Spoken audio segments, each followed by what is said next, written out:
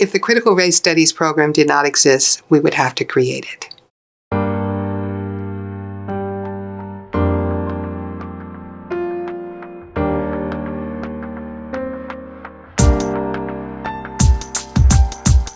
The Critical Race Studies program was really born out of crisis. And the crisis resulted from the fact that in 1996, California voters passed what was known as Proposition 209. Proposition 209 is actually an amendment to the California Constitution, and it basically prohibited race consciousness and gender consciousness in contracting, employment, and admissions. So, for example, in admissions to elite schools like UCLA Law School, we went from being able to take race into account and having an incredibly diverse student body to being unable to take race into account. That produced a crisis. They say Jim Crow, we say hell no! The faculty was feeling it, but really I think it was the students who were really engaged and energized and demanding change. And so when I brought together a group of faculty to meet and start talking about what we were already teaching in terms of racial injustice,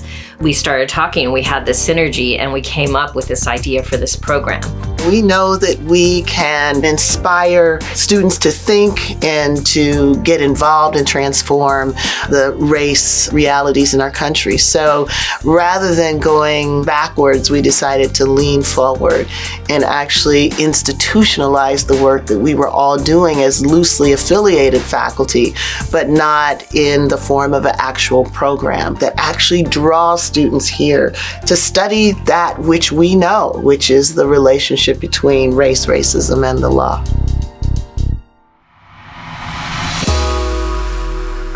I think the Critical Race Studies program has been a transformative force at the law school. Who wants racial justice that intersects with class equality?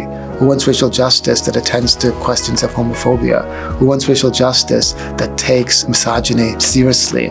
All of these are not debatable in the domain of critical race studies. I mean, they're just a point of departure, equality and justice for everyone. One of the central projects of critical race theory itself was to challenge the idea that American law was self-correcting when it came to questions of racial discrimination.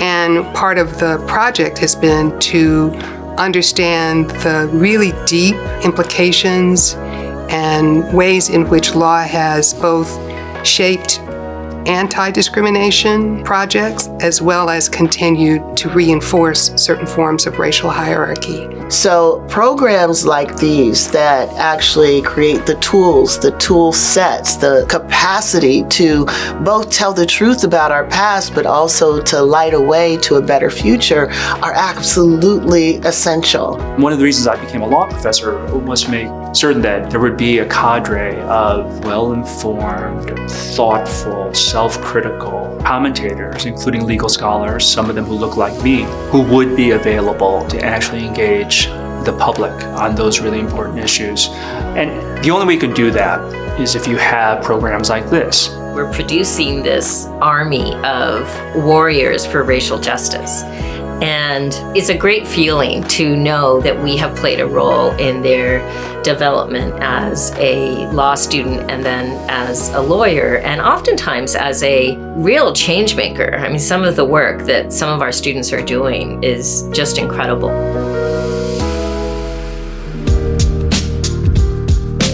What we have built over the last couple of decades is an investment in each other's success, a deep investment in making sure that our work is the best it can be. Every time we interact, every time we give comments to each other's papers, every time we invite a guest lecturer and engage, that makes what the program is and can be. It is an act of constructing CRS. Every year, a great bunch of students help us think deeply and critically and challenge us with collective exchanges that we have with each other routinely, where we share ideas, share teaching strategies, share our thoughts about the direction of racial justice generally, about the direction of racial justice in the academy specifically. So that is a level of support that is quite remarkable. So much of what is happening now is like a repeat of the struggles we had 10 years ago or the struggles we had 20 years ago. Racism is built in from the roots of this society. And because law is something so powerful in this society, it's built in to law. And so our students have just this amazing depth of understanding of how racism is baked into law and the challenges of excising it from law. It's just incredible. My hope is that our program will continue to be seen as the leading institutionalized educational program that turns out students who are able to take up this work, to lead, to create, to imagine, to help transform the society that we live in to the one that we think we deserve.